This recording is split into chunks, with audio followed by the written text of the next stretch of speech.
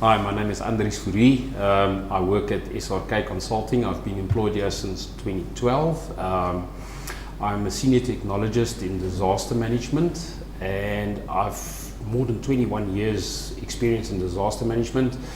I've worked at municipalities, and prior to actually working at the SRK, I was involved in disaster management actively in those places. I've dealt during my career with various threats and emergencies and disasters, including floods, fires, xenophobia, a lot of different things that I actually encountered in my career.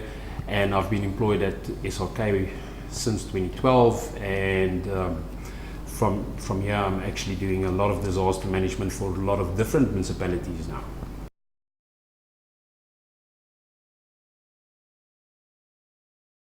SRK Consulting is a consulting engineering company that consults on natural and resource engineering solutions. We in 22 countries, on 6 continents. We have more than 50 offices, and we consult on a range of things that we have solutions for our clients.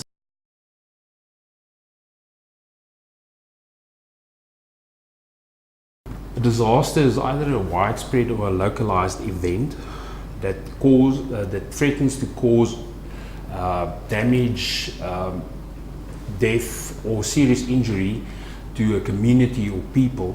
Okay, and the crux of it is actually of a magnitude that exceeds their ability to actually cope with this using only their own resources. And that's the defining point of what a disaster is.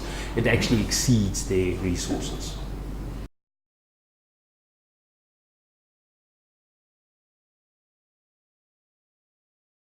Disaster management is all the efforts, either proactive efforts, in other words, aimed at reducing or minimizing vulnerability or risks. Reactive measures, in other words, preparing to be ready for, and also post-disaster, actually building up afterwards. So all of these efforts combined is actually disaster management.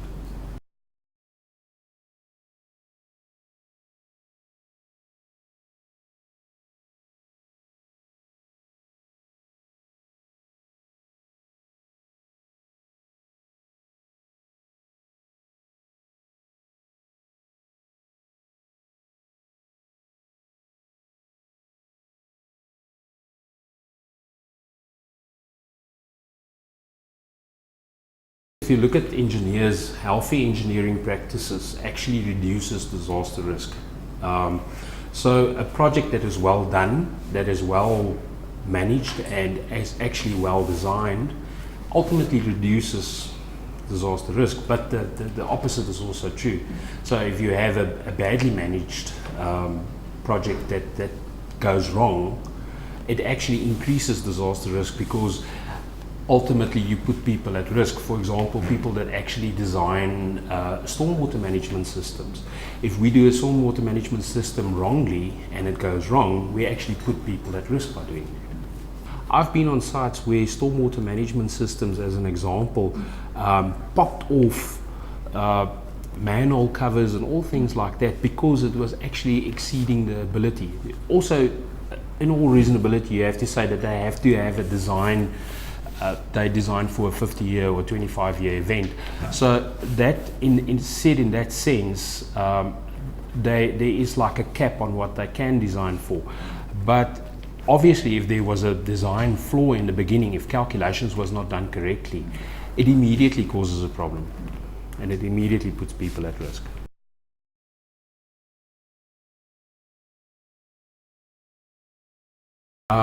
There's Act 57 of 2002, which is the Disaster Management Act. That's basically the biggest set of rules. This is what governs what should happen in disaster management. Then with that, there's the Disaster Management Framework. The Disaster Management Framework is an annexure to the Act that actually tells you how it should be done. Then there's also a set of regulations, specifically with regards to volunteers in that in disaster management. Then there's another piece of it, and that is they actually at the moment revising the Disaster Management Act. So there's a Disaster Management Amendment Act coming out. in which they are addressing some of the problems that have been identified over the years in the Act now.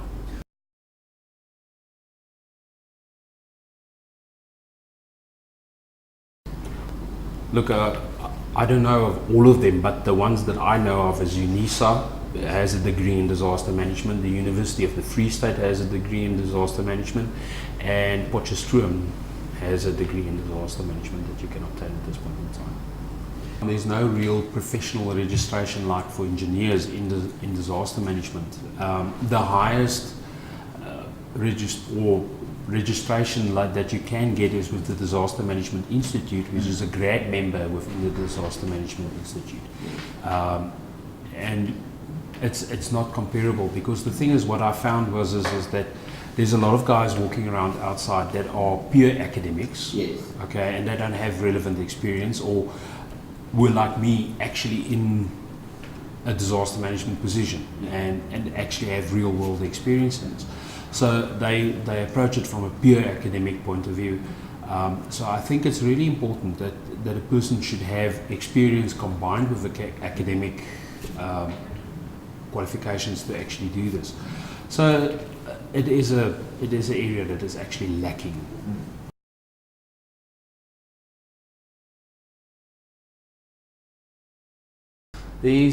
According to the framework, there's 3 levels in disaster management plans. A level 1 plan is a very basic plan. It's like an entry-level plan. It actually just gives you a stipulation of your institutional arrangements that you have to put in place. So that's a very basic plan, and it's a starting point. A level 2 plan is a little bit more advanced. It was actually designed in such a way that it's like a building block that you actually build up to. So a level 2 plan would have a disaster management plan, but then it will have, attached to that, it will have a disaster risk assessment. It will have a disaster management framework, which is like an institutional layout of it. Then it will have some contingency plans, and that basically constitutes a level 2 plan. A level 3 plan is even more advanced.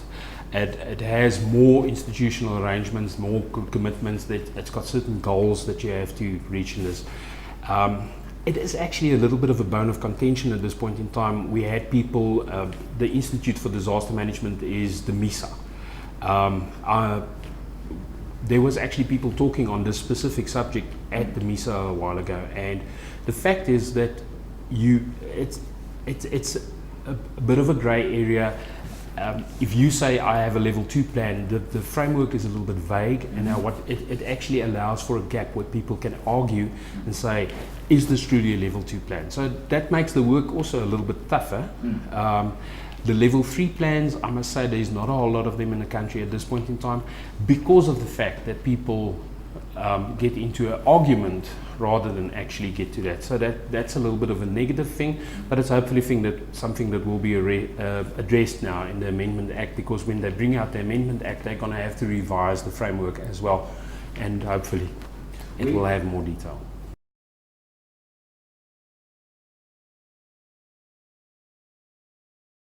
There's a couple of role players that do very good jobs with that.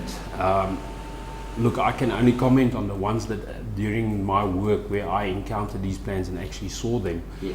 I know City of Cape Town has a very nice one. I've also encountered one, I'm actually busy with the one for eThekwini at this point in time. It's really hard to say. I can't really say one of them is better than the others. You see, the thing is, I think an academic person tries to put a disaster management into a certain mold, and that's what I often find, is because they don't realize what is actually happening on ground level. What is it like to actually work in a municipality? What are the challenges to actually work in a municipality? So I think those are the serious problems that they're actually experiencing there is the fact that they don't have the real experience to actually deal with this, and that they try and put it into this academic mold that they come out of.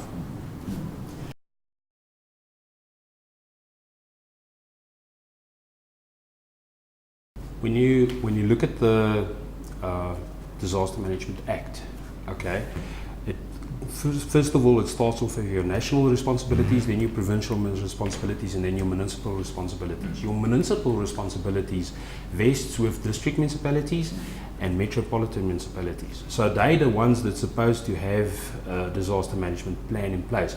Your locals under a district is supposed to each have a disaster management plan in place before that district is actually able to see itself as a level 2, for example.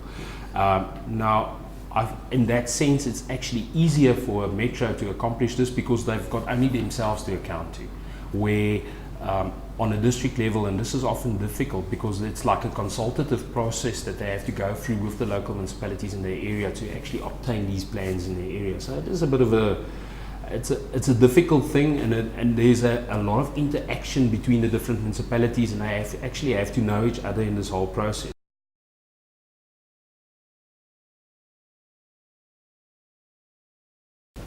Well, it starts basically with a introductory meeting where we actually identify data custodians. Then we go through a data gathering process.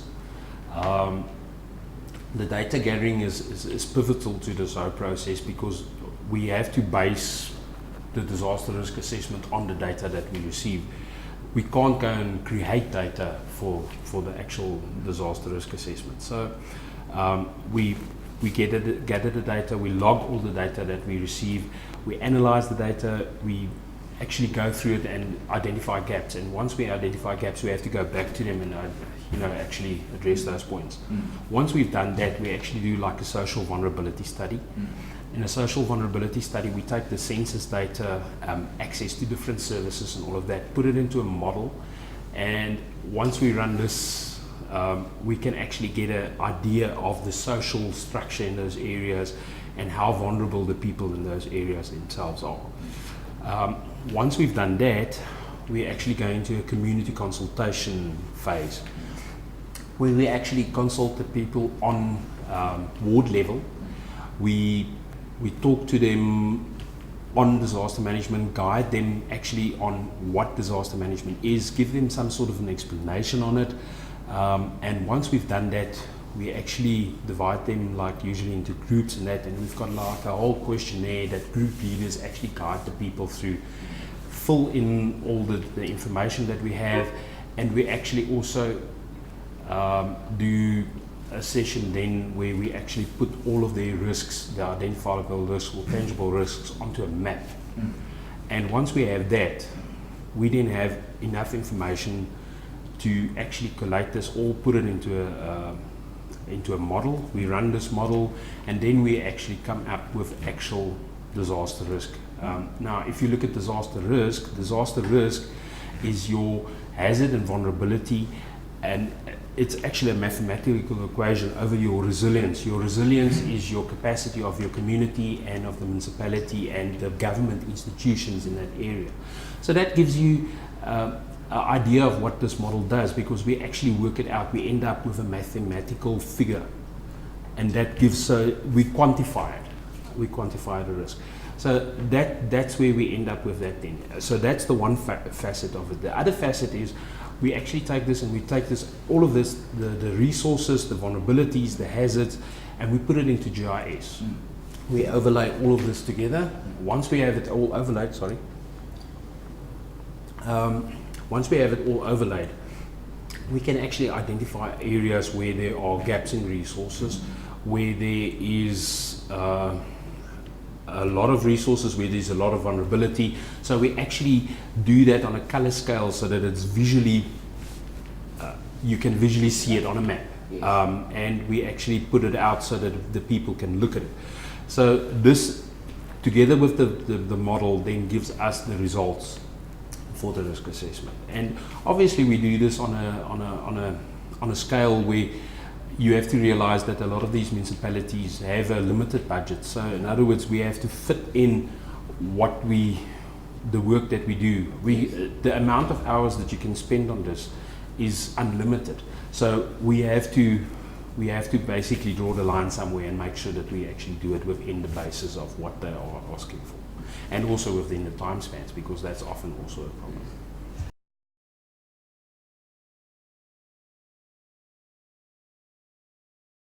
to use a practical example, two of the risk assessments that I've done now, the one was for Amatole, which is up and around East London, which is an area that is really quite rural. It's the old Transkei and Ciskei. There's not a whole lot of development in this area. So they're not reliant on infrastructure a lot. Yes.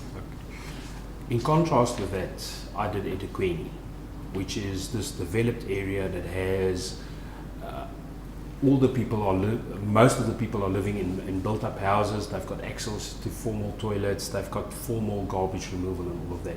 So this is the contrast between the two. Now, to answer your question on how does it affect the risk, if you look at eThekwini now, for example, they are a lot more vulnerable to critical systems failure. So in other words, for service delivery failure, they're a lot more vulnerable to that, where Amatole is actually less vulnerable to that because they don't have access to the services. So that is the one thing. The second thing is we, as far as possible, try and map these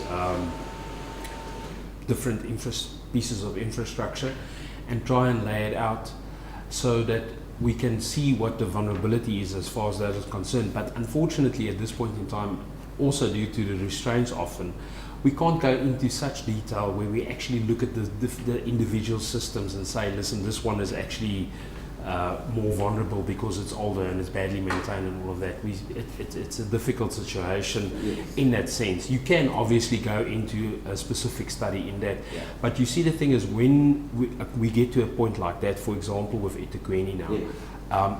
It is identified as one of their major risks, as an example. Right. So we would actually say to them, this is something that you have to do a further study on. Right. Okay, so it's an area of specific study, and obviously we're going to need people that are specifically qualified in that area. Yes.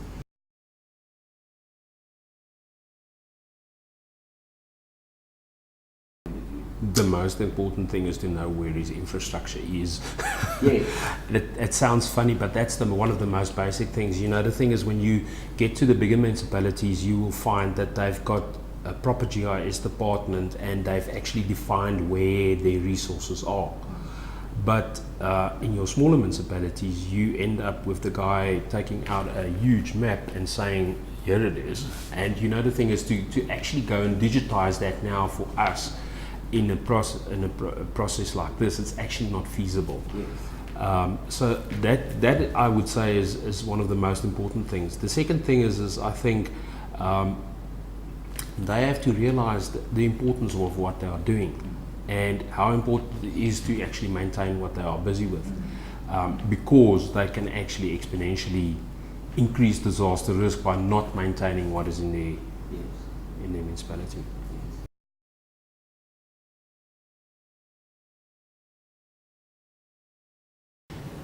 I think one of the things that you often see is that disaster management is placed wrongly. In other words, a disaster management officer would be low on the hierarchy, and he actually has to deal with a department head that is a lot higher than him in the hierarchy, and he now has to ask certain questions and ask this guy to give him certain deliverables, and he's seen as a subordinate. So that creates a challenge.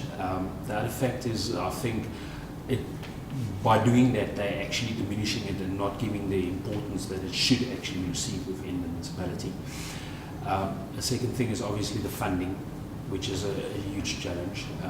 I think it's harder to actually see afterwards that this was necessary to actually account for the funding that you want to put into this now. So that also creates a bit of a challenge there.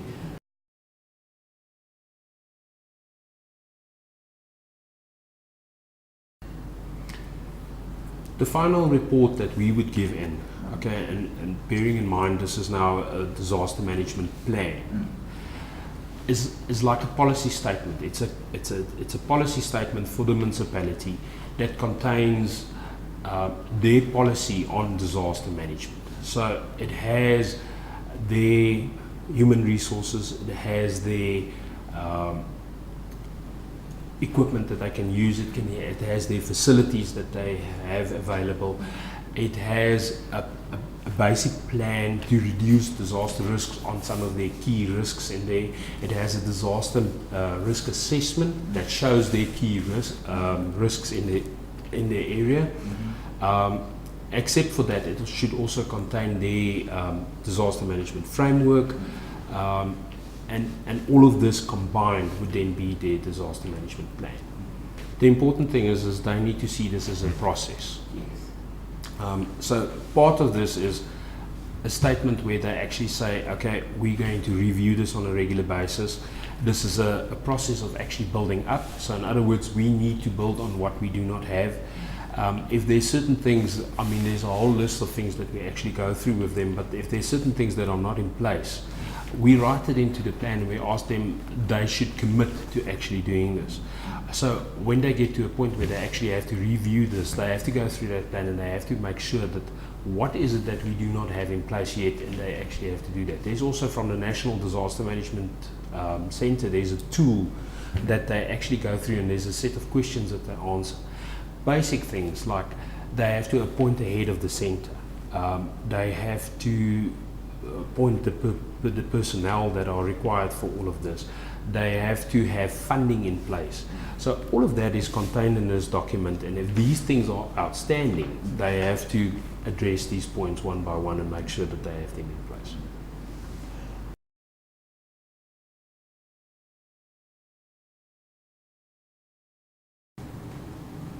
The fact of the matter is I think a lot of plans end up as something on a shelf in somebody's office. It's a tick mark, that's something that was needed and that's sitting there. They have to use it. They have to take that disaster risk assessment and go through this and realize what is our major risks, what are the contributing factors, what am I going to do to reduce this. If they don't use it, it becomes a useless piece of paper that's sitting on somebody's shelf.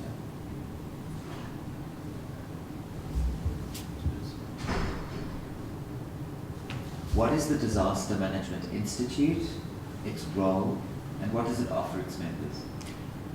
The Disaster Management Institute is basically a group of all the disaster management people that are involved in the country where you can actually join, and we've got a professional conference every year where they actually have people that speak on different things.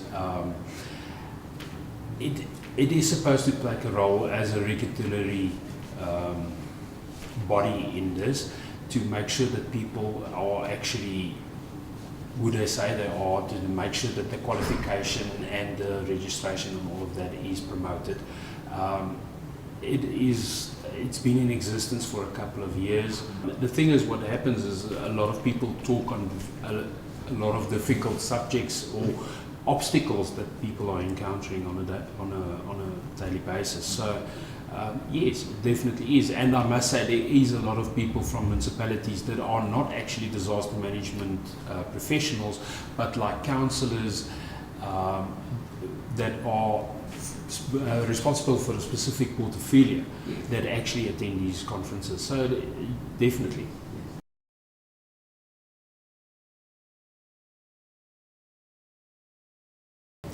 Oh, I definitely think an engineer can actually realize the importance of what he's doing, first of all, and to actually understand the link between disasters and development and how you can actually reduce the risk through proper engineering.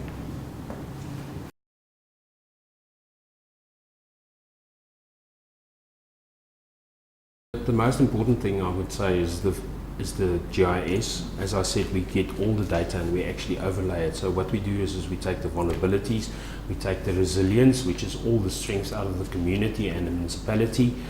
For example, we also map on their police stations, we map on their fire stations or emergency services, hospitals, clinics, all of that gets mapped onto this. So that is seen as resilience.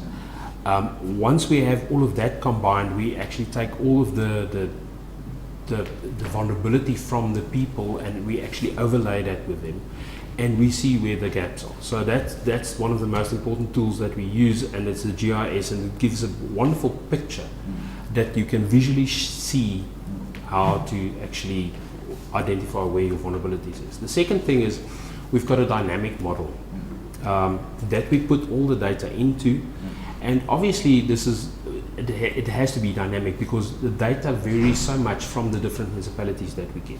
So we put in all this different data in this, and like I said earlier, it actually gives us an output where we actually end up with a numerical value for the risk. So it's not the point where the resources can't cope, Yeah.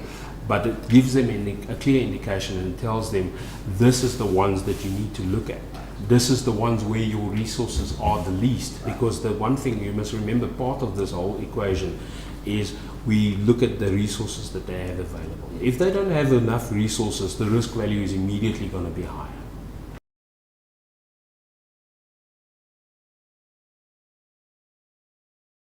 A disaster management center is a building or a facility where they actually manage the disaster management from in this area. Now there's a lot of different thinking about this. Some people see it as an actual call center where they actually answer calls and where they actually have personnel on duty full time. Other people see it as a place where it's actually an empty building and they just want to put in people when they need it. But the fact of the matter is, according to the Act, a local disaster management centre needs to act as a conduit and a repository of information. So in other words, they have to have like a data management system where they actually collate data on disasters in their area and have information available, such as their resources and all of that available. They should have a facility where they can run a joint operations centre.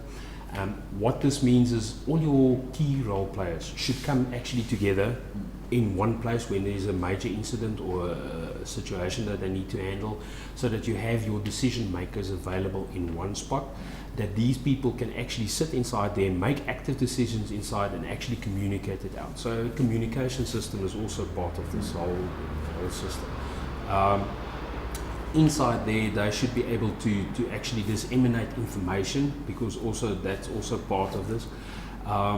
Typically in a disaster situation, you will have a forward command, what they call a venue operations center or VOC. And what they then do is they actually on the scene, they have a bunch of people that actually take decisions on the scene, and they actually command the scene, and they then feed back to the JOC and they run it inside there.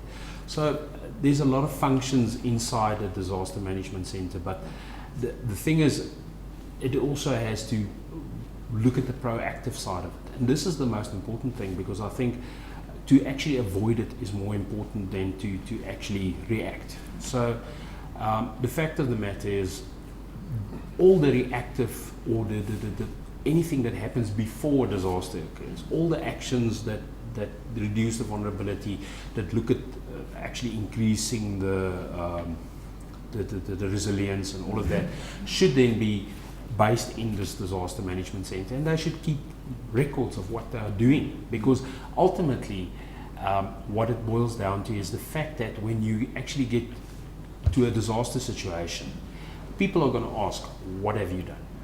And that is the most important thing, because what happens now is you have to have proof of everything that you have done, and that is the role of a disaster management center.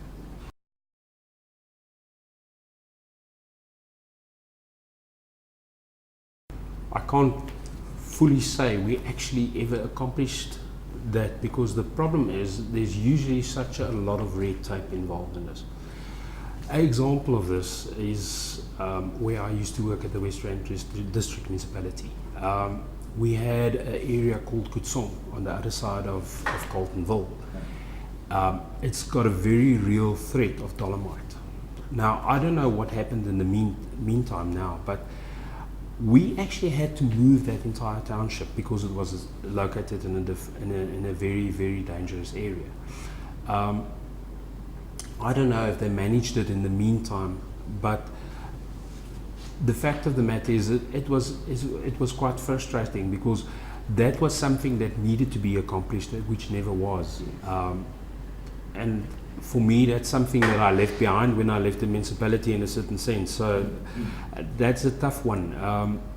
You see, the thing is, it's not easy to actually do that, because the problem is you sit in situations where there is a lot of influences involved in this. So in smaller scale, yes, we for example moved people out of floodlines and things like that, but it's maybe not of a magnitude of a disaster where we were actually able to do that, but in continuously doing that, we moved them out of, for example, dangerous areas, yes.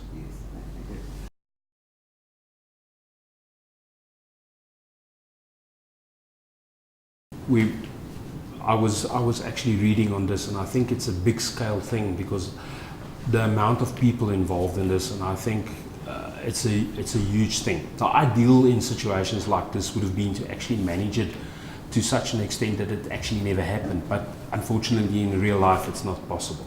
So I think if what I was reading is that there's like more than 30 fire stations involved in this, so there's a huge amount of people working on fire, and all of these guys are involved in this whole process. I think they are doing a good job. It's a difficult situation. I think where they are now is they're actually sitting at the point where the manpower that's involved in this have been working for such a long time. They're actually getting to a point where they actually have to manage that so they don't work out or burn out their human resources. It is a difficult situation. I think Cape Town has a lot of resources that they are piling into this. So I think they are handling it well. It's obviously not an easy situation to handle. That's basically where they are at, but I think it's a difficult situation. They also, look, there's three elements, and maybe I should just mention this. It's either the vulnerability, or the hazard can be removed, or the capacity can be increased. So that's how you actually reduce disaster risk. So when I'm looking at this now, it's a natural environment, it's the big fynbos and everything in the Cape Town, so you can't go and remove this now. So the vulnerability, there's not really anything that you can do about it. The capacity seems to be adequate.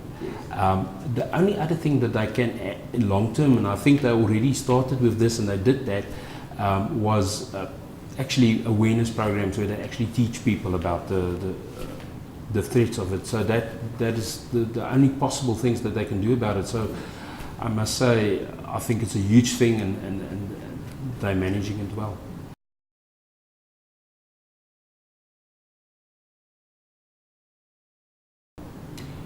Disaster management is definitely growing. I can see that the profession in itself is actually growing. A lot more people are actually getting qualifications in it. We're getting a lot more demand. I must say, at the beginning of this year, we've been enormously busy because we got a lot of more projects. Things that I see is that funding is a huge problem in disaster management, and it's something tough to actually account for because it's not something tangible. If it's going well, people don't see the value of it, but when something goes seriously wrong, then people see the value in it. But disaster management as a profession is definitely growing in South Africa, and the thing is, if disaster management is well done, it can save a lot of lives, but if disaster management is not well done, it can cost a lot of lives.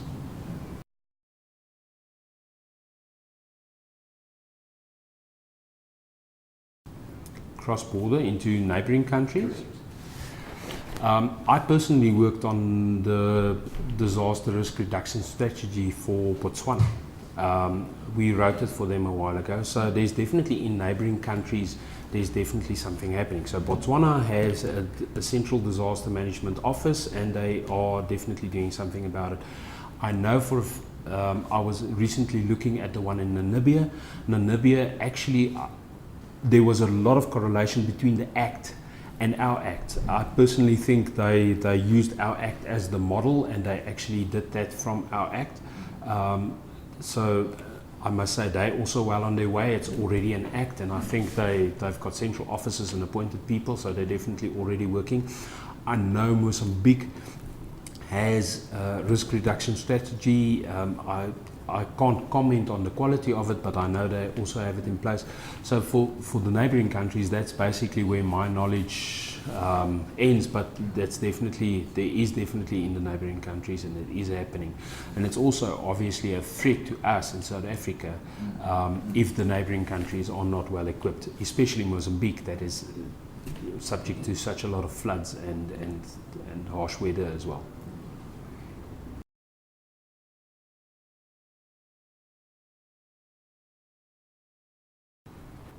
When we start off with the disaster management plan, we have to talk to the major stakeholders, which is obviously the disaster management department themselves. We talk to the engineering department, we talk to the traffic or the public safety, we talk to fire services, emergency services, ambulance services. All of those stakeholders we usually bring together in a room, and we actually run through them also with a presentation. We show them what disaster management is, what it's all about, and then we get them to fill in a set of questions, and we actually get a feel and an assessment for what their capacity is. Right. How long would that process take? Well, the preparation for the process is usually longer than the process itself, but usually in most municipalities we can actually complete that process within a day. But what then happens is we actually identify key stakeholders out of this, and we actually have one-on-one interviews with those key stakeholders and actually get more information specifically to the project from those stakeholders as well.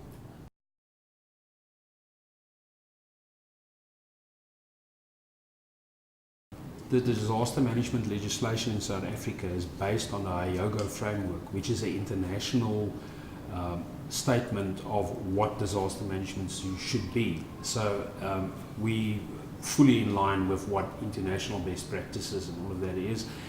Plus, all the plans that we do is always has to be in line with international best practices.